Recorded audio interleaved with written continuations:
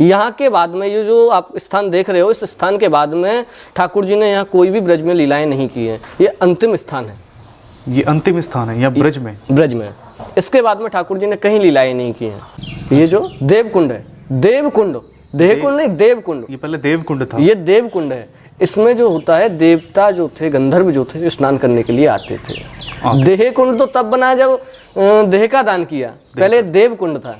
तो नमस्कार दोस्तों, स्वागत है आपका मेरे चैनल पे और आप देख रहे हो मोहित ब्लॉग्स। और मैं आपको बता दूं, आज मैं आया हूं ब्रज धाम में, और जहां पर मैं आज आया हूं ये है ऊंचा गांव। कहा जाता है कि यहां पे भगवान कृष्ण ने राधा रानी का दान किया था, उनके देह का दान किया था। तो इसी वजह से यहां पे जो दर्शन होते हैं वो है यहाँ पे देह कुंड। तो तब से यहाँ पे देह कुंड कहलाता है। उसके बारे में क्या यहाँ का महत्व है, क्या यहाँ के दर्शन हैं, किस तरीके के यहाँ पे दर्शन है, वो सब मैं आपको इस वीडियो में कराऊंगा। तो चलते हैं अंदर, मैं आपको दर्शन कराता हूँ और देखते हैं किस रूप में यहाँ पे दर्शन होते हैं देहकुंड के।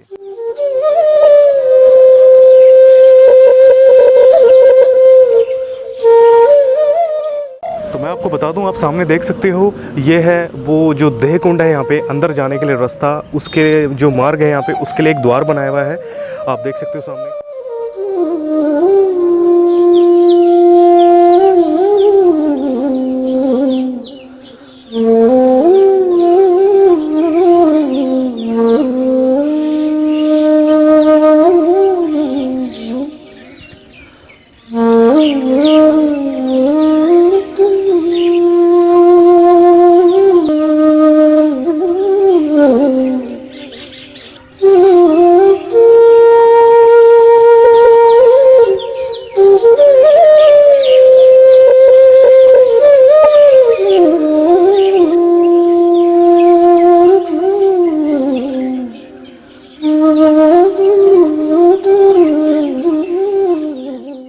जैसे कि मैंने आपको बताया था कि मैं यहाँ पे पुजारी जी से बात कराऊंगा और उनसे जानेंगे यहाँ पे क्या महत्व है यहाँ का जो देहकुंड है, इसके बारे में भी जानेंगे, किस प्रकार भगवान कृष्ण ने माँ राधा रानी का दान किया था। तो और जानते हैं यहाँ पे जो मुख्य पुजारी जी हैं, उनसे बात करेंगे यहाँ पे क्या महत्व है इस देहकुंड का और किस प्रकार यहाँ पे भगवान की क्या क्या लीला रही है। तो बात करते हैं उनसे। राधे राधे। आपका शुभ नाम अगर जानना चाहेंगे हम? ब्रजानंद जी महाराज। ब्रजानंद जी, तो यहाँ की जो भी कथाएं हैं उसके बारे में आप हमें बताएंगे तो काफ़ी आनंद आएगा। देखिए, यहाँ की कथा इस प्रकार से है कि जो माधवाचार्य जी हैं उनके भाव इस प्रकार से हैं कि ठाकुर जी राधा रानी को लेकर के सभी ब्रजवासियों के साथ में ब्रज 84 कोस की यात्रा कर रहे थे। तो ये अष्ट सखियों में जो प्रधान सखी है वो ललिता सखी है। ये उनका जन्म स्थान है ऊंचा गांव। ये सामने जो आप पर्वत देख रहे हो, इस पर्वत का नाम है अटोर पर्वत।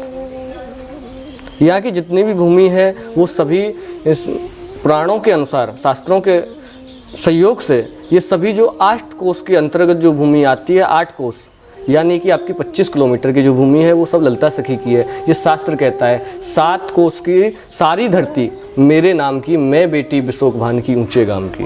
ये जो ऊंचा गांव है, ये जो ललिता सखी के पिता का नाम है बिशोक भान और राधा रानी के पिता का नाम है बिशुभान। ये भूमि जितनी भी है वो सब ललिता सखी की है। ये सारी जितनी भी भूमि है ललिता सखी की है। अच्छा। यहाँ किसी भी मकान वाले या किसी भी घर वाले का कोई भी आपको कागज नहीं मिलेंगे। जो आपके कागज हैं वो सब टोटल ललिता सखी के नाम से है। ये पूरा गांव का नाम ललिता सखी के नाम से जाना जाता है। पूरा ललिता सखी के नाम से? पूरा गांव मतलब जिसके भी यहाँ पे घर है, उनके घर के जो पेपर है वो भी नहीं, किसी के घर के पेपर नहीं मिलेंगे। यहाँ की किसी भी भूमि पर आप मकान नहीं बना सकते हो अपने नाम से। अपनी प्रॉपर्टी नहीं हो सकती है। ये पूरी प्रॉपर्टी 8 कोस के अंतर्गत जितनी भी है, इस गांव से नहीं कह रहा हूं मैं, 8 कोस के अंतर्गत। 1 कोस में 3 किलोमीटर होता है। 3 किलोमीटर। 8 कोस के अंदर जितनी भी भूमि है उसका किसी का पेपर नहीं बना सकते हो। वो ललिता सखी की भूमि है। ललिता सखी की भूमि है वो। तो ठाकुर जी यहाँ यात्रा कर रहे थे तो कुछ क्षण विश्राम करने के लिए वो यहाँ ठहर गए। नारद जी ब्राह्मण का रूप धारण करके यहाँ आते हैं और कहते हैं, प्रभु मैं यहाँ का पुरोहित हूँ, यहाँ का ब्राह्मण हूँ, आप लोग यात्रा कर रहे हो, मुझे दक्षिणा दो, तब आपकी यात्रा सफल होगी। ठाकुर जी हंस जाते हैं। वो कहते हैं, भैया मैं तो समस्त संसार की यात्रा सफल करता हूँ, आप मेरी यात्रा सफल करोगे, लेकिन आप ब्राह्मण हो, मैं आपका मान रखूँगा, आपको दूंगा, बोलो क्या चाहिए। ब्राह्मण कहता है, मैं रोज का भिखारी नहीं हूँ, आज मांग रहा हूँ, देना होगा कि हाँ दूंगा। तो जो वो ब्राह्मण जी थे वो नारद जी थे? नारद जी थे कि आप ब्राह्मण हो, मैं आपका मान रखूँगा, आपको दूंगा, बोलो क्या चाहिए। कि आपके पास में जो सबसे प्रिय वस्तु हो वो मुझे दान में दे दो। ठाकुर जी के पास तो सबसे प्रिय राधा रानी है, दूसरा तो कुछ हो ही नहीं सकता है। तो ठाकुर जी राधा रानी को ब्राह्मण को दान में दे देते हैं। दान हुई वस्तु ब्राह्मण की हुई। राधा रानी के बिना ठाकुर जी रह नहीं सकते, तो ठाकुर जी ब्राह्मण से याचना करते हैं, यानी कि नारद जी से याचना करते हैं कि हे ब्राह्मण देवता, जाने अनजाने में मैंने राधा रानी का अपमान किया है, उनको एक वस्तु समझ करके दान में दे दिया है, कृपया आप मुझे क्षमा करें। वो उनकी एक लीला थी, वो बताना चाहते हैं कि नारी का सम्मान क्या है, नारी को कभी वस्तु नहीं समझना चाहिए। ठाकुर जी जो बताना चाहते हैं उनका कहने का तात्पर्य ये है कि नारी को, स्त्री को कभी भी वस्तु नहीं समझना चाहिए। मैंने स्वामी जी को, राधा रानी को एक वस्तु समझ करके आपको जो दान में दिया है, मेरे से बहुत बड़ा अपराध हो गया है। मैं आपसे क्षमा याचना करता हूँ और आपसे पुनः निवेदन करता हूँ कि आप राधा रानी को मुझे पुनः वापस कर दीजिए। पुनः वापस। चैतन्य महाप्रभु जी के भाव इस प्रकार से हैं। चैतन्य महाप्रभु जी कभी इस समय यहाँ इस स्थान पे आए हुए थे, तो वो यहाँ चिंतन करने बैठ गए इसी स्थान पर। तो उनको इस प्रकार से भाव उनके हृदय में उत्पन्न हुए कि ठाकुर जी इस कुंड में नौका चला रहे हैं, जो नाव होती है, नौका कहते हैं नाव को। हाँ जी। चैतन्य महाप्रभु जी आंखें बंद करके यहाँ समाधि में बैठे हुए, उनके अंदर भाव आ रहे हैं कि ठाकुर जी इस कुंड के अंदर नौका चला रहे हैं। राधा रानी अष्ट सखियों को लेकर के आती हैं और ठाकुर जी से कहती हैं कि आप हमको उस पार निकाल दो। ये नहीं कहा आप हमको इस पार निकाल दो, उस पार निकाल दो। इस पार की बजाय उन्होंने कहा आप हमको उस पार निकाल दो, यानी लौकिक से अलौकिक में उन्होंने प्रवेश कर लिया। लौकिक में होता है कि इस पार निकाल दो, अलौकिक होता है उस पार निकाल दो। लौकिक और अलौकिक तीन तरह के ताप होते हैं, दैहिक, दैविक और भौतिक। हाँ जी। जो सतोगुणी पुरुष होते हैं ना, ज्ञानी पुरुष होते हैं, बुद्धिजीवी जो होते हैं, वो कभी लौकिक बात नहीं करते। लौकिक में भी अलौकिक छुपी हुई होती है। उन्होंने बोला कि आप हमको उस पार निकाल दो, उस पार निकाल दो। ठाकुर जी बात में यहाँ पे शब्दों में काफी फर्क है, इस बहुत फर्क आता है, बहुत उस पार निकाल दो। ठाकुर जी कहते हैं ठीक है बैठ जाइए। तो राधा रानी अष्ट सखियों के साथ में उस नौका के अंदर बैठ जाती है। अच्छा, तो एक चीज़ मैं आपको एक चीज़ पूछना चाहूँगा जी यहाँ पे कि ये जो कुंड है अभी तो फिलहाल अभी इसका जो एरिया है वो छोटा है, तो उस टाइम पीरियड पे काफ़ी बड़ा कुंड होगा ये? बहुत बड़ा कुंड था, बहुत बड़ा। ये 3 किलोमीटर के अंतर्गत जो कुंड था। 3 किलोमीटर के अंतर्गत। तभी इन्होंने, मतलब राधा रानी ने यानी तभी कहा, एक कोस होता है 3 किलोमीटर का, एक कोस का ये कुंड था। एक कोस का कुंड था जी। तो तभी उन्होंने कहा राधा रानी ने कि हमें उस पार निकाल दो, यानी कि ये बड़ा उस टाइम पे काफ़ी था, उस टाइम पर कुंड। ये कुंड तो काफी बड़ा था, लेकिन उनका कहने का मतलब इस कुंड से नहीं था। वो कहते हैं संसार सागर नाम का जो कुंड है, वो जानते हैं कि जो ठाकुर जी हैं, कन्हैया जी हैं, वो लौकिक नहीं अलौकिक हैं, वो साक्षात परब्रह्म हैं। उन्होंने कहा कि हमको इस कुंड से नहीं, इस संसार सागर से, ये भी एक सागर, ये भी कुंड ही है, इस दलदल से हमको उस पार निकाल दो, उस पार निकाल दो। तो ठाकुर जी कहते हैं ठीक है बैठ जाइए। जैसे ही अष्ट सखियाँ राधा रानी के सहित नौका में बैठती हैं और नौका चलाने लगती हैं, नौका मध्य में पहुंच जाती है, यानी कि कुंड का जो मध्य होता है, मध्य भाग जो होता है, बीच में नौका जब बीच में पहुंच जाती है, उस समय तो मध्यजन कहाँ था मैं आपको नहीं बता सकता, लेकिन अभी इस समय मध्य यहाँ है, यहाँ पर है। जैसे कि हम ये बाउंड्री को एक मध्य जी मध्य माना जाता है। यहाँ जब नौका पहुँचती है तो ठाकुर जी नौका को रोक करके अष्ट सखियों से कहते हैं कि स्वामी जी आप मुझे किराया दो, मैं आपको और आपकी 8 सखियों को लेकर के घुमा रहा हूँ, उस पार करा रहा हूँ, आप मुझे किराया दो।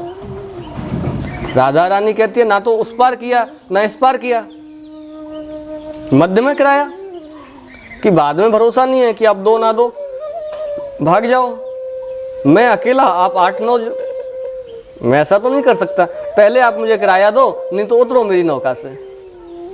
राधा रानी जानती है मायापति है। लौकिक वस्तु, जब हम अलौकिक वार्तालाप करते हैं तो उसमें लौकिक नहीं आना चाहिए। लौकिक में यदि अलौकिक आ जाता है तो भगवान की असीम अनुकंपा होती है। आपसे मैं एक चीज़ ये पूछना चाहूँगा कि काफ़ी जो देखने वाले व्यूअर हैं उनको इसका अंतर नहीं पता होगा लौकिक और अलौकिक में, तो इसका भी आप बता देंगे? लौकिक जो होता है, जो हमारी सामान्य चर्चाएँ होती हैं, सामान्य चर्चाएँ यानी कि हम और आप जो वार्तालाप करते हैं समाज की दृष्टि से, कुछ अशब्द भी बोले जाते हैं, कुछ अनर्गल बातें भी की जाती हैं, और घूमना फिरना इधर उधर मौज मस्ती का जो भी आपके प्रपंच होते हैं, एक नॉर्मल लाइफ जो होती है, वो ये सब लौकिक में आता है। अलौकिक में सिर्फ हरि का चिंतन किया जाता है, ठाकुर परमात्मा का साक्षात्कार किया जाता है। उसमें आप लौकिक प्रकार के कहीं भी ऐसी कोई बात, ऐसा कोई शब्द नहीं बोल सकते हैं जिससे कि धर्म की हानि हो। धर्म की हानि है, वो अलौकिक में आता है। वो अलौकिक में आता है। जिस समय आप ठाकुर जी का गुणगान करते हो, ठाकुर जी की शरणागति लेते हो, वो अलौकिकता है। वो जानता है कि ये संसार मिथ्या है, इस संसार की सभी जो घटनाएं हैं वो मिथ्या हैं, असत्य हैं। सत्य है तो सिर्फ परमात्मा है, और जब परमात्मा के साथ में आपका संबंध बनता है तो वो अलौकिकता होती है, ना कि लौकिकता होती है। वो अलौकिकता होती जी। अलौकिक का ज्ञान यदि किसी को हो सकता है तो वो 2 ही स्थानों पे हो सकता है, तीसरा कहीं स्थान नहीं है। या तो होगा ठाकुर जी के सम्मुख जाने पर, किसी मंदिर में आप जाते हो, आपके मन में जो आपके भाव उत्पन्न होते हैं, जो विचार आपके उत्पन्न होते हैं, वो अलौकिक होते हैं। और यदि आप किसी दूसरी जगह जाते हो, फिल्म देखने जाते हो, तो वहाँ आपके नेगेटिव जो भाव होते हैं वो लौकिक होते हैं। वो लौकिक होते हैं कि काश हम भी ऐसा करते। दूसरी जगह होगा अलौकिक का ज्ञान, जो होगा ज्ञान का जो प्रकाश होगा आपके हृदय में, वो होगा शमशान में। शमशान में, बिल्कुल। शमशान में यदि आप जाते हो, मोक्ष धाम जो होता है, सबसे सुंदर जगह होती है, वहाँ आपको ज्ञान की अनुभूति होगी, वहाँ आपको अलौकिकता की पहचान होगी। नहीं तो संसार लौकिक है और लौकिक में ही रहता है। एक सामान्य मनुष्य को लौकिक और अलौकिक का ज्ञान नहीं हो पाता है। तो ये तो काफ़ी अच्छी तरीके से आपने बताया। तो जिस प्रकार ठाकुर जी ने जब राधा रानी और सभी अष्ट सखियों से दान मांगा, जब वो नौका में बीच में पहुंच गए थे, तो उसके बाद का क्या, कैसे हाँ, तो क्या वही मैं आपको बता रहा हूँ कि जब ठाकुर जी राधा रानी से किराया मांगते हैं कि स्वामी जी आप मुझे किराया दो, तो राधा अष्ट सखियों में सिर्फ एक राधा रानी ऐसी हैं, वो जानती हैं कि जो नौका चला रहा है वो स्वयं परमपिता परमेश्वर है। वो साधारण पुरुष नहीं है, ये नौका चलाने वाला साधारण नहीं, केवट नहीं है, ये केवट नहीं है। हाँ जी, ये तो स्वयं जगत का जगतपति है, द्वारकाधीश है। द्वारकाधीश, हाँ जी, बिल्कुल। उन्होंने कहा प्रभु यदि आप मांगना ही चाहते हो और हमको देना ही है। वो जानते हैं कि आज हमारी लीला का समापन है। यहाँ के बाद में ये जो आप स्थान देख रहे हो, इस स्थान के बाद में ठाकुर जी ने यहाँ कोई भी ब्रज में लीलाएं नहीं की हैं। ये अंतिम स्थान है, ये अंतिम स्थान है यहाँ ब्रज में। इसके बाद में ठाकुर जी ने कहीं लीलाएं नहीं की हैं। इसके जितनी भी लीलाएं की हैं यहाँ से पहले की हैं, यहाँ लीला करने के बाद में ठाकुर जी ने कहीं लीलाएं नहीं की हैं। वो सीधे द्वारका चले गए हैं। वो सीधा द्वारका चले गए यहाँ से, मथुरा से द्वारका। मथुरा से द्वारका। क्यों? कि जो अष्ट सखियों के साथ में ठाकुर जी ने लीलाएं की हैं, अष्ट सखियों ने जो अपनी देह का त्याग किया है वो इसी कुंड के अंतर्गत कर दिया है, जो मैं आपको अभी इस कथा में बताने जा रहा हूँ। अच्छा, उसका भी जरूर आप हमें बताइए जी। काफी। तो ठाकुर जी जब राधा रानी से किराया मांगते हैं, स्वामी जी आप मुझे किराया दो, तो राधा रानी एवं अष्ट सखी अपना तन मन एवं धन, ये मैं आपको साधारण भाषा में बता रहा हूँ, ऐसा नहीं है कुछ अंतर है इसमें। तन मन धन सभी लोग जानते हैं। जो हमारे आभूषण हमने पहने हुए हैं, ये भी हमारे वस्त्र भी, तन यानी हमारी जो बॉडी है, जो शरीर है, और मन जिसको आत्मा कहते हैं, तीनों ही आपके लिए समर्पण करते हैं, अर्पण करते हैं।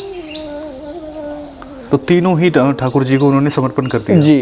कि जिस समय, उस समय का बहुत बड़ा वो होता है, शास्त्रों के अनुसार जो संस्कृति, हमारी जो संस्कृति है, सनातन धर्म है, उसमें समय की बहुत बड़ी भूमिका है। जिस समय हमारे शरीर के ऊपर जो भी वस्तु, चाहे वो सोना हो, चांदी हो, पीतल हो, लोहा हो, अथवा लौकिक हो या अलौकिक हो, किसी भी प्रकार की वस्तु हो, वो सभी अष्ट सखियों ने ठाकुर जी के लिए प्रदान कर दिया कि तन मन धन सर्वस्व आपका है। हमने अपने आप को आपके लिए दे दिया है, अब तो आप हमको उस पार निकाल दीजिए। तब भी मध्य में जाने के बाद भी किसी सखी ने या राधा रानी ने ये नहीं कहा कि अब तो आप हमको उस पार निकाल दीजिए, इस पार नहीं, उस पार निकाल दीजिए।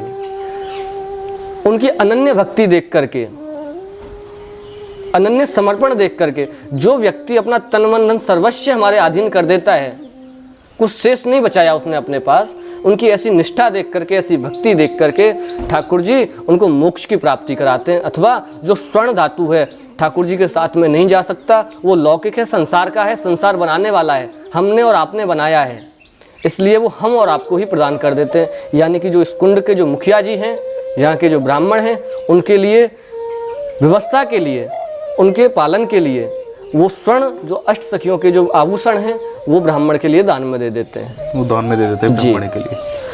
आभूषण उतारने के बाद में जो देह बचता है अष्ट सखियों का, जो शरीर बचता है, शरीर इसी कुंड में, मतलब जी, समर्पण कर दिया जाता है। जी। अब बचती है आत्मा।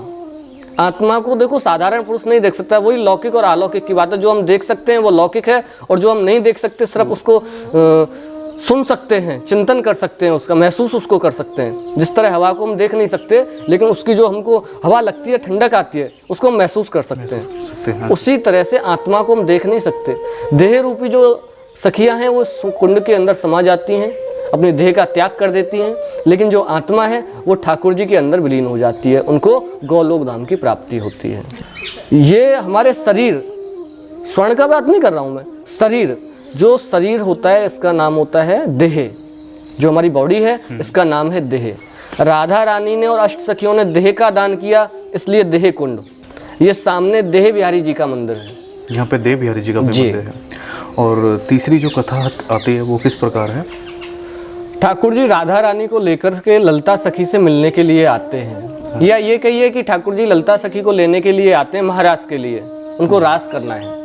जो महाराज होता है, उसी समय ललिता सखी के पास एक ब्राह्मण आ जाता है। वो कहता है कि हे देवी, मेरी एक पुत्री है, विवाह के योग्य है, लेकिन मैं उसकी विवाह नहीं कर पा रहा हूँ, शादी नहीं कर पा रहा हूँ, मेरे पास धन नहीं है।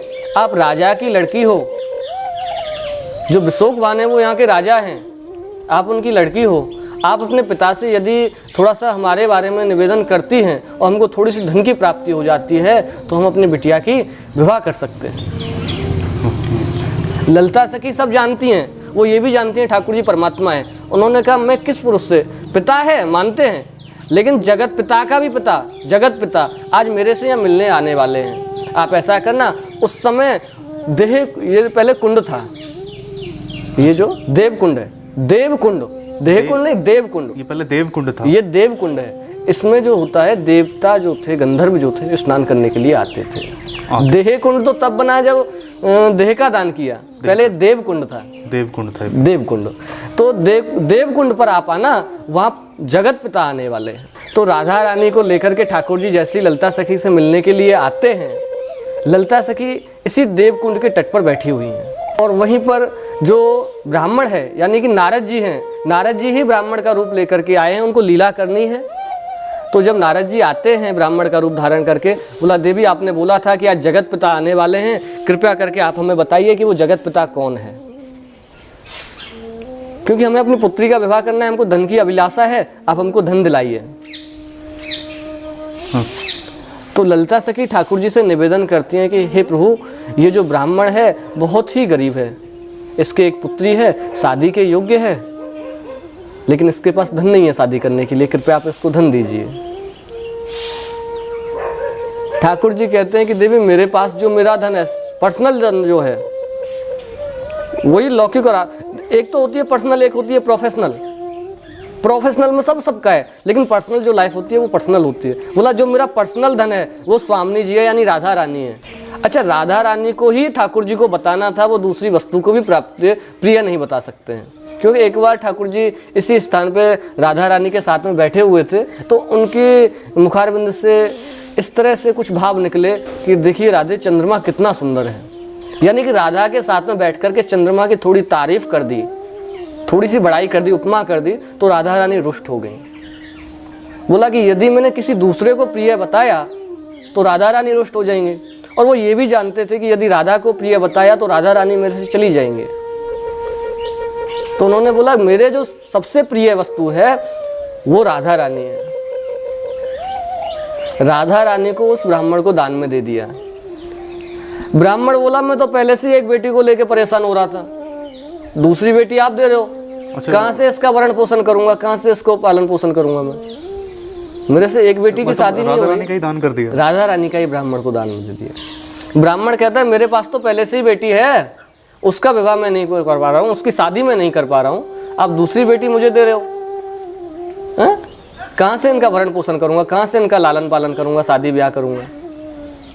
और फिर मैं कहाँ झोंपड़ी में रहने वाला, कहाँ ये राजमहलों में रहने वाली, ये माखन मिश्री खाने वाली, मैं फूल पत्ती इत्यादि खाने वाला, मेरे से इनकी सेवा नहीं होगी। ठाकुर जी कहते हैं तो फिर क्या चाहते हो कि सर्वप्रथम राधा रानी कोई वस्तु नहीं है, उन्होंने मांगा था आपके पास सबसे प्रिय वस्तु जो हो वो मुझे दे दो। राधा रानी को नहीं मांगा, आपने राधा रानी को वस्तु समझा। ठाकुर जी ये बताना चाहते हैं कि स्त्री की गरिमा क्या है, स्त्री का दान आपने नहीं, ठाकुर जी भी जानते हैं। ये बहुत ही समझने की और सोचने वाली बात है। एक स्त्री को, एक नारी को यदि आप वस्तु समझोगे तो उसका कितना बड़ा दंड आपको भोगना पड़ता है। जो स्वयं जगत पिता हैं, जगत के पति हैं, जो स्वयं नारायण हैं, उनको इसका दंड भोगना पड़ा, तो हम और आप तो एक ब्रजभाषा में कहते हैं ना, यहीं किस खेत की मूली। तो जब ठाकुर जी बताना चाहते हैं कि मैं नारायण होकर के राधा रानी का दान करने पर मुझे इतना बड़ा दंड भोगना पड़ा, तो आप तो साधारण मनुष्य हो, नारी का सदैव सम्मान करो। बोला मेरे से अपराध हुआ है, राधा रानी को जो मैंने दान किया है, हे ब्राह्मण देवता, मेरे से अपमान हुआ है, अपराध हुआ है। आप कुछ ऐसा रास्ता बताइए जिससे कि आपको धन की प्राप्ति भी हो और मुझे मेरी राधा रानी वापस पुनः प्राप्त हो जाए। ब्राह्मण कहता है कि मुझे अपनी पुत्री की शादी करनी है, आप ऐसा करो, राधा रानी के बराबर स्वर्णदान आप मुझे दे दो और अपनी राधा रानी को ले जाओ। ठाकुर जी तत्काल तैयार हो जाते हैं। यहीं पर इस कुंड के तट पर ही एक तराजू बनाया जाता है। एक पलरे में राधा रानी को बिठाया जाता है, दूसरे पलरे में स्वर्ण को रखा जाता है। स्वर्ण को रखा जाता है, जो स्वर्ण धातु होता है, आभूषण जो होते हैं। अच्छा, राधा रानी जो हैं वो स्वयं लक्ष्मी हैं। हाँ जी। राधा रानी की तुलना कभी भी स्वर्ण से नहीं हो सकती है। राधा रानी का वजन बहुत ज़्यादा हो गया, स्वर्ण कम पड़ गया ठाकुर जी के पास एवं अष्ट सखियों के पास जितना भी स्वर्ण था वो सब कम पड़ गया। वो सब कम पड़ गया, क्योंकि एक तो नारी का अपमान और दूसरा राधा रानी यानी स्वयं लक्ष्मी को ही स्वर्ण से तोलने की एक चेष्टा। तो जो ललिता सखी हैं वो तुलसी का आह्वान करती हैं, क्योंकि लोहे को हमेशा लोहा काटता है, लकड़ी नहीं काट सकती है। आप पढ़े लिखे विवेकशील हो, आप जानते हो यदि हमको लोहा काटना है तो लोहे की ही आवश्यकता पड़ती है, आरी की आवश्यकता पड़ती है, लकड़ी से हम नहीं काट सकते। बिल्कुल बिल्कुल। राधा रानी लक्ष्मी हैं, हाँ जी, नारायण की पत्नी है। तुलसी जो है वो वृंदा है, पतिव्रता स्त्री है। तुलसी का आह्वान करते हैं यानी वृंदा का आह्वान करते हैं। जब तुलसी पत्र स्वर्ण के ऊपर रखा जाता है तब राधा रानी का वजन बराबर होता है, तब बराबर हो जाता है जी। अच्छा, उससे पहले जितना भी स्वर्ण की जो भी मुद्राएं रखी उस पर राधा रानी का बिल्कुल बराबर नहीं हुआ जी। तो तुलसी के पत्ते का मतलब ऐसे तो तुलसी का महत्व काफ़ी है, वो हम भी जानते हैं, सभी जानते हैं, लेकिन वो मतलब एक पत्ता रखने से वो बिल्कुल उनका वजन हाँ, क्योंकि राधा रानी जो है वो पतिव्रता स्त्री हैं। हाँ जी, वो स्वयं लक्ष्मी है। राधा स्वयं लक्ष्मी का स्वरूप है। फिर पुनः जो आप वृंदा की बात करते हो यानी तुलसी की बात करते हो, वो वृंदा है। उसकी कथा एक अलग है, सालग्राम जी के साथ में उनका विवाह होता है, वो एक कथा है, लेकिन वो पतिव्रता स्त्री हैं। मैंने आपको बताया लोहे को लोहा काट सकता है, राधा रानी की यदि कोई तुलना कर सकता है वो पतिव्रता स्त्री। पतिव्रता स्त्री के अंदर वो ताकत होती है, वो शक्ति प्राप्त होती है उसको, वो सामान्य नारियों से भी अधिक बलवान होती है। वो पतिव्रता स्त्रियों की कथा बहुत एक नहीं, बहुत ही प्रचलित कथा है। सत्यवान सावित्री, सावित्री जो है सत्यवान के प्राण यमराज से वापस ले जाती हैं, वो भी एक पतिव्रता थी। देवी अनसुईया जो ब्रह्मा विष्णु महेश तीनों को अपना पुत्र बना करके गोदी में खिलाती हैं, वो भी एक पतिव्रता स्त्री थी। पतिव्रता स्त्री चाहे, और फिर दूसरा मैं आपका 2 मिनट का समय ले रहा हूँ इस कथा से अलग। यहाँ की कथा जो है वो मैंने तीनों भाव आपको बता दिए हैं कि इस संसार में आल वस्तु प्राप्त करने के 3 मार्ग हैं। आल वस्तु प्राप्त करने के 3 रास्ते हैं। यदि हमारा लक्ष्य परपक्ष है, हमारी निष्ठा अच्छी है, तो हम ब्रह्मांड को भी अपने चरणों में झुका सकते हैं। इतनी सामर्थ्य आपके अंदर है। लेकिन उनमें से 3 रास्तों में से एक रास्ता चुनना पड़ता है, चौथा कोई रास्ता नहीं है। एग्जाम्पल के थ्रू यदि मैं सीधा सा कहूँ कि प्रभु जी मुझे आपका ये कैमरा चाहिए, मुझे पसंद आ रहा है, तो आपकी इतनी ताकत है कि आप यहाँ से उठ करके इस कैमरे को लेके चले जाओ? नहीं जा सकते हो। अब मैं आपसे लूँ कैसे? तो मैंने बताए हैं 3 रास्ते। विद्या धन करोम विद्या, विद्या विद्वान सीचंत विद्या, विद्या सेवा करोम विद्या। विद्या धन करोम विद्या प्रथम रास्ता है, विद्या धन करोम विद्या। मुझे कैमरा चाहिए महाराज जी, कितने का है? 10,000 रुपये का। मैं आपको 20,000 देता हूँ। तो आप क्या कहोगे? महात्मा जी हैं, ब्रज में रहते हैं, फ्री में तो ले नहीं रहे, डबल पैसे दे रहे हैं। ऐसे जाके मैं दिल्ली से या बम्बई से, जहाँ भी आप रहते हो, कोलकाता से 2 ले लूँगा, इतनी कीमत में तो दे देता हूँ, क्योंकि आपको उसके मैं पैसे तुरंत दे रहा हूँ, वो भी डबल दे रहा हूँ। आपको दुख होगा देने में? नहीं होगा। क्यों? क्योंकि आपको डबल पैसे मिल रहे हैं। अब मेन क्या है कि मेरे पास पैसे तो होने तो चाहिए 20,000 रुपये, तभी तो मैं खरीद सकता हूँ। अब पैसे नहीं है तो पहला रास्ता बंद हो गया। अब बचते हैं 2 रास्ते। दूसरा रास्ता है विद्या विद्वान सीचंत विद्या। फिर इतनी योग्यता अंदर होनी चाहिए कि सामने वालों से बात ही बात में हम उससे उसकी वस्तु को प्राप्त कर लें। उसकी सामर्थ्य नहीं है रोकने की, लेकिन इतना हमारे पास ज्ञान होना चाहिए, विवेक होना चाहिए कि हम आपसे 2 मिनट बात भी कर सकें। हमारी औकात तो नहीं है आपके सामने खड़े होने की भी, बात करना तो बहुत बड़ी दूर है। और फिर आपसे मिलना कोई इतना आसान नहीं है। आपसे मिलने से पहले आपके सेक्रेटरी, आपके पीए, आपके नौकर से मिलना पड़ेगा, है? डायरेक्ट तो आपसे नहीं मिल सकते, बहुत समय बर्बाद हो जाएगा। और फिर भी ये ज़रूरी नहीं है कि आप हमसे इतनी देर बात कर पाओ, 2 मिनट बात कर पाओ कि हम आपसे उस वस्तु की मांग कर सकें। बहुत कम चांस ऐसे प्राप्त होते हैं। एक से एक बड़ा ज्ञानी पड़ा है, पूर्ण ज्ञान ब्रह्मा को भी नहीं है, हम और आप तो कुछ भी नहीं। तो ये भी हमारे पास दूसरा रास्ता नहीं है कि हम किसी से ज्ञान के माध्यम से किसी वस्तु को प्राप्त कर सकें। फिर ठाकुर जी लास्ट रास्ता बताते हैं, विद्या सेवा करो विद्या। फिर सेवा करो, भक्ति करो। सेवा कैसी? दासानुदास। अलौकिक का, लौकिक का शब्द है नौकर का भी नौकर बन के, कि मैं नौकर का भी नौकर हूँ। इतना भाव जब मन में आ जाता है तो मालिक को बेटे से प्यारा नौकर होता है। चाहे वो लाख की चीज़ है या करोड़ की, तत्काल उसको दे देगा। एम आई राइट? यदि मैं आपकी सेवा करता हूँ, आपके पैर दबाता हूँ, और आज से 20 साल बाद यदि मैं आपसे कुछ चीज़ की डिमांड करता हूँ, तो आपको यही होगा, इस बच्चे ने मेरे इतने दिन सेवा की है, इतने दिन मेरे चरण दबाए हैं। बिल्कुल बिल्कुल। हैं? या जो मैंने जन्म दिया उस बेटे ने मेरे को ठोकर दे के भगा दिया। बिल्कुल, वो सब चीज़ तो मेरा बेटा तो ये हुआ, सब चीज़ उस पर नछावरी हो जाएगी, वो तो हो जाएगी ना। बिल्कुल बिल्कुल, ये चीज़। हाँ, तो ये 3 रास्ते हैं यदि किसी चीज़ को प्राप्त किया जा सके। अब ठाकुर जी को मान लो, आपके पास इतना धन है कि आप राधा रानी को या परमात्मा को प्राप्त कर सकते हो? बिल्कुल नहीं, नहीं है ना। बिल्कुल नहीं। दूसरा, इतना आपके अंदर ज्ञान है कि आप ठाकुर जी से वार्तालाप कर सको? बिल्कुल नहीं, वो भी नहीं। यदि हमारे सामने कोई टीचर आ जाता है जिससे हमने अध्ययन किया है, पढ़ाई की है, हम स्कूल टाइम में नहीं कर पाते उनके सामने, चाहे हम कितने भी बड़े प्रोफेसर हो जाएं, उनसे बड़े टीचर हो जाएं, प्रिंसिपल हो जाएं, लेकिन जब वो हमारे सामने आते हैं, चाहे हमको पहली क्लास में उन्होंने पढ़ाया हो, हमारी बोलती बंद हो जाती है पहचानने के बाद। हमारे अंदर ज्ञान भी नहीं है। ठाकुर जी को यदि प्राप्त करना है, मैं आपसे भी, आपसे जुड़े हुए जितने भी लोग हैं, सभी से ये प्रार्थना करूँगा कि एक ही रास्ता बचता है, एज ए सलेंडर। दासानुदास, सेवा करो, भक्ति करो, प्रेम के बल पर ही ठाकुर जी को आप प्राप्त कर सकते हो, अन्यथा दूसरा कोई रास्ता नहीं है। लाखों रुपए खर्च करो, यात्रा करो, देव दर्शन करो, मंदिरों में जाओ, ये आपको ठाकुर जी की प्राप्ति नहीं होगी। दान करो, पुण्य करो, यज्ञ कथा इत्यादि जो आप करते हो, उससे आपको ठाकुर जी की प्राप्ति नहीं होगी। ये आप घूमते हो, फिरते हो, लाखों रुपए खर्च करते हो, यात्राएं करते हो, ये आपका घूमना नहीं, प्राप्ति नहीं होगी। जब तक आपका मन शुद्ध नहीं है, मन शुद्ध नहीं है, तब तक आपकी ठाकुर जी की प्राप्ति नहीं होगी। ये चीज़ तो जो भक्त हैं वो सब जानते भी हैं कि भगवान की भी, भगवान चाहे वो किसी भी भगवान को मानते हैं, भगवान की भक्ति जब आप मन से करते हो, तन से करते हो, तब आपको भगवान की प्राप्ति होती है, उनके आशीर्वाद की प्राप्ति होती है। और जो दर्शन वगैरह जितने भी दर्शन करने जा रहे हैं, वो लोगों के आजकल के भाव ऐसे हो गए हैं कि ज़िंदगी बीत जाती है तो उनकी कामों में बिजी रहते हैं, किसी भी अपने जीवन शैली में, पर जब वो अंत समय की तरफ बढ़ते हैं, तब वो थोड़ा धर्म के लिए आगे आते हैं, वो यात्राएं करते हैं। तो अच्छा ये है कि आप लोग, मैं यही कहना चाहूँगा कि अच्छा ये है कि आप भगवान का भजन भी करें और मन से करें। जब भी आपको दिन में किसी भी घड़ी आपको टाइम मिलता है, आप भजन करें, मन से करें, उनको याद किया करें, और काफ़ी आनंद आता है भजन जब आप करते हो, उनका नाम जपते हो। तो यहाँ के जो पुजारी जी थे, उनके बेटे जी हैं, और इन्होंने काफ़ी अच्छी तरीके से यहाँ का महत्व बताया है। और कुछ अब अंदर के दर्शन और यहाँ पे और भी जो दर्शन है, तो मैं आपको लेके चलता हूँ अंदर और आगे दर्शन कराता हूँ मैं आपको। और यहाँ पे रास बिहारी जी के दर्शन है, मैं आपको लेके चलता हूँ अंदर।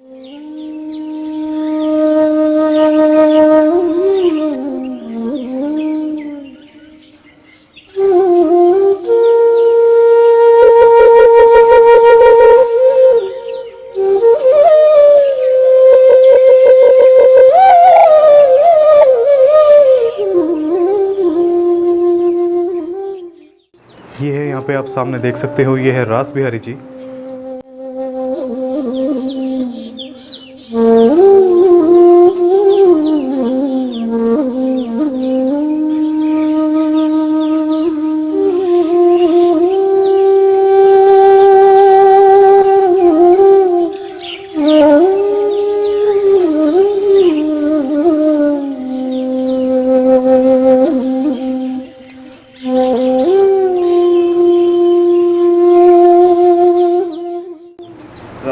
राधे राधे। तो ये जो रास बिहारी जी है ये इनका क्या मैं ऊंचा गांव है, इसका नाम अटोर पर्वत है, ललिता जी का जन्म स्थान है। ललिता जी का जन्म स्थान ठाकुर जी राधा रानी के साथ यहाँ आए, ललिता जी से मिलने। नारद जी ब्राह्मण रूप में आए, बोला प्रभु मैं यहाँ का ब्राह्मण हूँ, तीर्थ का पुरोहित हूँ, मुझे दक्षिणा दो जिससे आपकी यात्रा सफल हो। ठाकुर जी हंस गए कि नारद मैं संसार की यात्रा सफल करूं तो मेरी यात्रा सफल करो, मांगो क्या मांगते हो, मैं ब्राह्मण का मान रखूंगा। ब्राह्मण बोले मैं रोज़ का भिखारी नहीं हूँ, आज जो मैं मांग रहा हूँ वो आपको देना होगा। बोला दूंगा, वचन बाध्य कराए। जो संसार में सबसे प्रिय वस्तु है वो मुझे दान दो आपके पास। बोल भैया मेरे पास तो राधा रानी सबसे प्रिय। ठाकुर जी ने राधा रानी को दान किया, देह का दान किया। इसका नाम है देह कुंड, ये है देह ब्यारी बगल में। उसके बाद ठाकुर जी बोले नारद ये क्या किया तुमने, मेरे साथ छल किया। प्रभु मैंने नहीं छला, आपको जो लीला करनी आप लीला कर चुके। इन ब्राह्मणों को प्रसन्न करके राधा रानी को वापस ले। फिर राधा रानी के लिए ब्राह्मणों से विनती करी, ब्राह्मण देवता संसार कल्याण हेतु राधा रानी को वापस करो, इनके बदले जो तुम मांगोगे वो तुमको दूंगा। ब्राह्मण बोले प्रभु जाने अनजाने में शरीर से कोई अपराध हुआ है, जो भूल हुई है, स्वर्ण धातु ऐसी मुद्रा है उससे जीव ओरण होता है, पाप दोष से निवृत्त। तो राधा रानी के बराबर स्वर्ण दान करके राधा रानी को वापस लियो। वापस लेके खुशी में ठाकुर जी ने अष्टसखिन के साथ रास कियो। रास करके ये है रास बिहारी, ये है रास बिहारी। ये पुष्टि मार बल्लभाचार्य के भाव है। माधवाचार्य के भाव इस तरह से हैं कि यहाँ ठाकुर जी नव का विहार कर रहे हैं अष्टसखियों के साथ। मध्य में नाव पहुंची, राधा रानी से किराया मांगो, स्वामी जी मुझे किराया दो नाव का, नाटों सकिन लेके तुम घूम रही हो। राधा रानी मुस्करा जाए, बोली प्रभु न वह पार करी न या पार करी, बीच ही बीच में नाव रोक दी। ज़्यादा आग्रह किया है तो राधा रानी तन मन धन सर्वस्व ठाकुर जी को अर्पण किया है।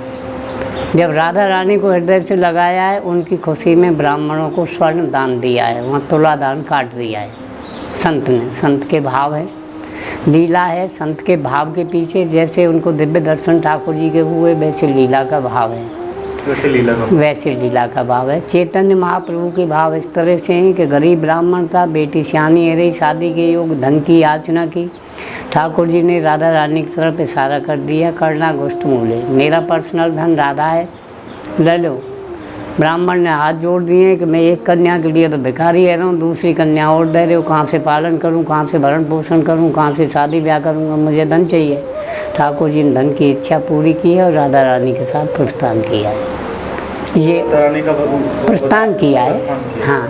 तो ये चैतन्य महाप्रभु के भाव है।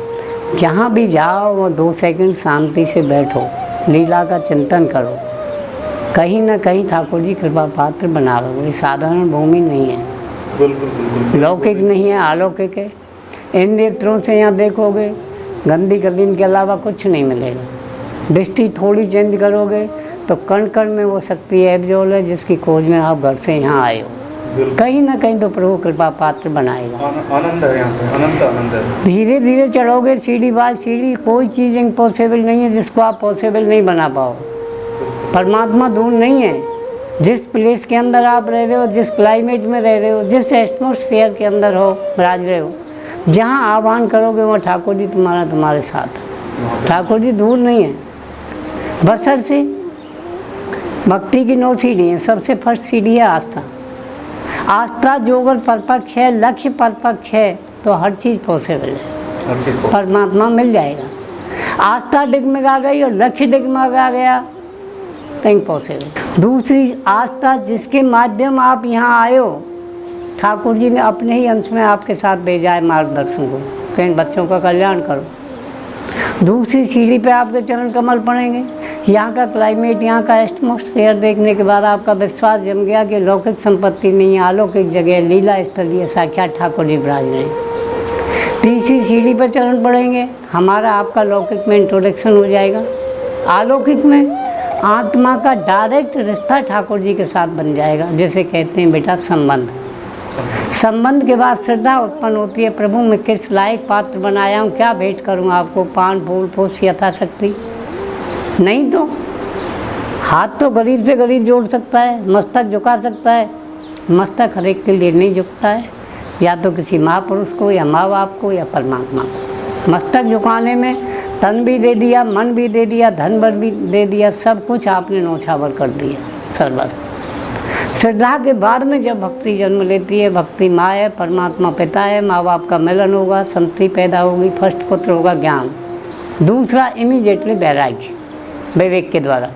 वो वैराग्य या तो शमशान में होता है क्षण मात्र को, या देव दर्शन के सन्मुख जब एकाग्र चित्त है के बैठोगे। वैराग्य के बाद सीधा जीव समर्पण, 8वीं स्टेज। तन मन धन सब कुछ तेरा है, मैं अज्ञान हूँ, अंधकार में हूँ, मुझे प्रभु प्रकाश में लाओ। बहुत पीछे रह गया। लास्ट जो 9वां सूत्र है उसका नाम है समर्पण के बाद में अत्वभ्यम। अत्वभ्यम में आत्मा और परमात्मा दोनों के बीच में जो अंधकार की दीवार है वो नष्ट हो जाती है जब प्रभु कृपा करे, हम कृपा पात्र बने। किनके माध्यम? जिन्होंने आस्था प्राकट की है उनके माध्यम। यहाँ नहीं तो नंदगांव, नंदगांव नहीं तो वृंदावन, कहीं तो परमात्मा की दृष्टि हमारे ऊपर पड़ेगी जो हमारा जीवन कृतार्थ होगा। जहाँ भी जाओ बेटा चिंतन करो, कहीं ना कहीं प्रभु कृपा पात्र बनाए। तो हमारे दिमाग में नशा हो हम पैसे की ताकत पे आए, इम्पॉसिबल। शरीर की ताकत पे आए, इम्पॉसिबल। पॉसिबल क्या है? करोड़ों जन्मों के जब पुण्य उदय हुए तो ठाकुर जी ने अपने चरणार बिंदों में कुछ क्षण का वास दिया है। तो चिंतन डायरेक्ट उनके चरणों में लगा, कहीं ना कहीं कृपा पात्र हो।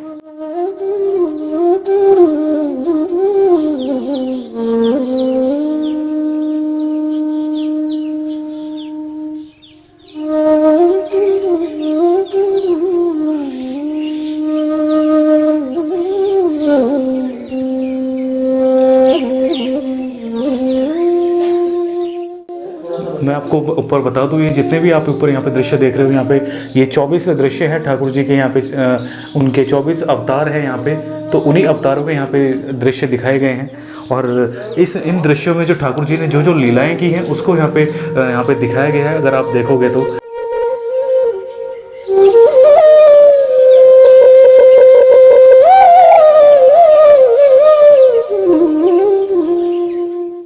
मैं नीचे दिखा दूं तो आपको यहाँ पे वैनी शंकर के दर्शन होते हैं। यहाँ पे कहा जाता है कि जहाँ पे भी भगवान कृष्ण का जो रास हुआ है वहाँ पे महादेव जी आए हैं उनके रास को देखने गोपी रूपों में। तो हर जगह जहाँ जहाँ पे भगवान कृष्ण का रास हुआ है वहाँ पे महादेव जी गोपी के रूप धारण करके आए हैं। और यहाँ पर भी जो यहाँ पे रास हुआ था तो ये वैनी शंकर के रूप में यहाँ पे आए थे।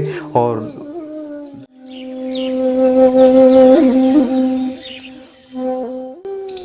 ये सबसे पुराना है, ये सबसे पुरानी जगह है।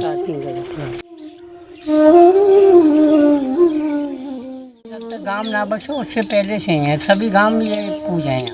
अच्छा, उससे पहले कहीं जब ये गांव भी नहीं बसा? सभी करते हैं, महादेव जी के रूप में करते हैं। महादेव जी के रूप में करते हैं। तो मैं एक बार आपको नज़दीक से दर्शन करा देता हूँ यहाँ पे।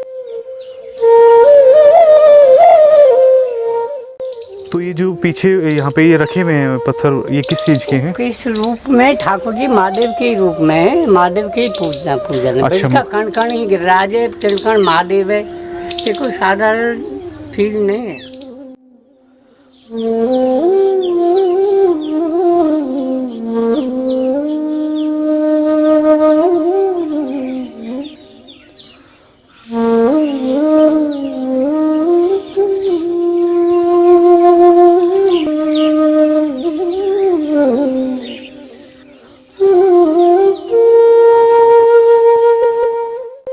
और यहाँ पे है प्राचीन मंदिर, श्री ठाकुर जी देव बिहारी जी का मंदिर है ये।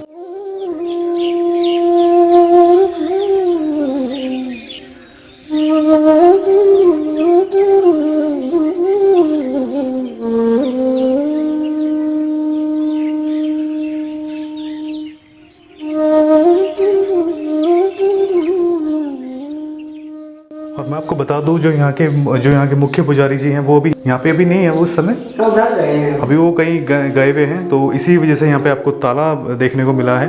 लेकिन मैं आपको यहाँ पे दर्शन करा देता हूँ।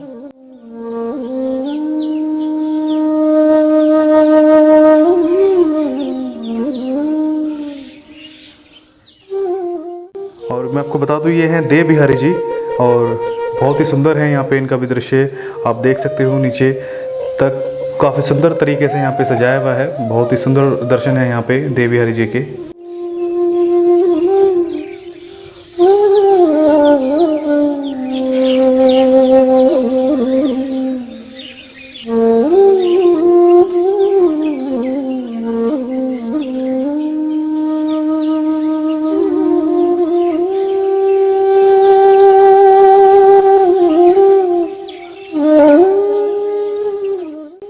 बता दूं ये वही चित्र है जो आप सामने देख सकते हो। भगवान कृष्ण ने जो राधा रानी का जब दान किया था तो, और जब दान करके वो ब्राह्मण को दान दिया था तो ब्राह्मण ने जब मना किया कि मेरे पास तो पहले से एक पुत्री है, आप मुझे दूसरी पुत्री दे रहे हो, तो भगवान ने सोने के बराबर में राधा रानी के बिल्कुल वज़न के हिसाब से तराजू में सोना तोला और तब ब्राह्मण को सोना दिया और तब ब्राह्मण ने भगवान कृष्ण को राधा रानी वापस करी। तो ये उसी तराजू को यहाँ पे दिखाया गया है ताकि आप इस चीज़ को समझ पाओ अच्छी तरीके से। यहाँ पे भगवान कृष्ण ने स्वर्ण दान करके राधा रानी को वापस लिया था ब्राह्मण से।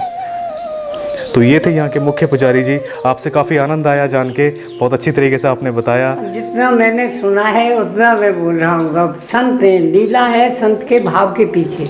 जैसे दिव्य दर्शन ठाकुर जी के संत को हुए वैसे लीला को भाव है, वैसे लीला का भाव है। ब्रज के कण कण में वो शक्ति समाई हुई है। जिस भाव में देखो वह भाव में प्रभु तुम्हारे साथ है। जिस भाव में सच में, जिस भाव में प्रभु को देखो। तो ये था यहाँ के दर्शन, ये था यहाँ का महत्व जो कि मैंने आपको बताया। और पुजारी जी से जाना मैंने यहाँ के महत्व को, किस प्रकार यहाँ पे ठाकुर जी की क्या क्या लीला रही है, किस प्रकार माँ राधा रानी की भी यहाँ पे लीला रही है और अष्ट सखियों की लीला रही है, ललिता जी की लीला रही है। और मैं आपको बता दूँ ये पूरा स्थान जो पूरा एक गाँव है, बहुत बड़ा ये गाँव है, ये ऊँचा गाँव है और यहाँ पर पूरी ये जो जगह कहलाती है ललिता जी की जगह कहलाती है। काफ़ी आनंद आया यहाँ पर जान के। आपको कैसा लगा यहाँ का वीडियो, यहाँ का व्लॉग, प्लीज़ कमेंट्स में ज़रूर बताना। और अगर वीडियो अच्छा लगा है तो वीडियो को लाइक करना, वीडियो को शेयर ज़रूर करना ताकि दूसरों तक भी ये वीडियो यहाँ का महत्व जा सके। और मिलते हैं ऐसे किसी नई वीडियो के साथ में, तब तक अपना ख्याल रखिए और देखते रहिए मोहित व्लॉग्स। आगे ब्रजधाम के वीडियोस ऐसे ही आते रहेंगे, तो प्लीज़ मेक श्योर कि आपने चैनल को सब्सक्राइब किया हो और बेल आइकन को भी जरूर प्रेस करना ताकि आपको सारे मेरे अपडेट मिलते रहें। आप मुझे इंस्टाग्राम और फेसबुक पर ज्वाइन कर सकते हो, दोनों के लिंक्स आपको डिस्क्रिप्शन बॉक्स में मिल जाएंगे। तो आज की वीडियो में फ्रेंड्स बस इतना ही। जय श्री कृष्णा।